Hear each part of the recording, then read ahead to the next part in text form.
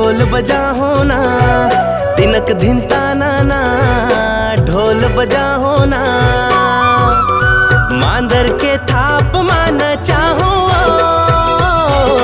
मन होगे धूम ताना ना मन होगे धूम ताना ना तिनक धिनता नाना ढोल बजा देना तिनक धिनता नाना ढोल बजा देना मांदर के थाप मान चाहना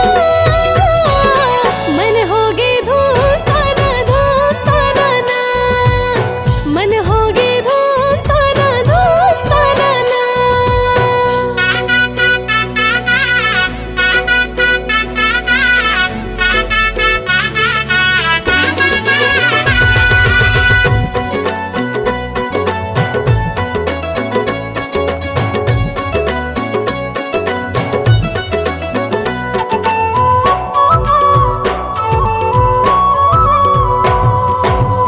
ए जोड़ी मन मोरे तोरे बरहावर दीवाना ना राखे हाँ दिल मारे तही हाँ मोरे बरखा जाना ना बैठा के डोले माँ तोला ले जाओ मन के महल के तोला रानी बना हो तोरे बर दुनिया ले लड़ जाओ मन होगे धूम ताना ना मन होगे धूम ताना ना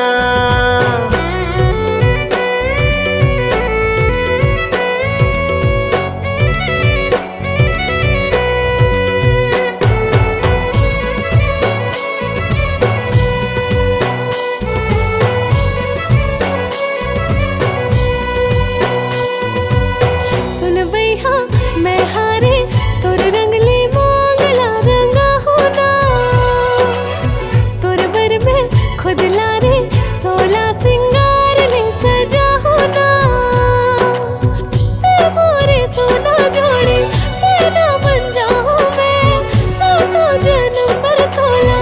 अपन बना हूं मैं राजा तेरा नी मैं बन जाऊं मन होगे धूम ताना ना मन होगे धूम ताना ना मन होगे धूम ताना ना मन होगे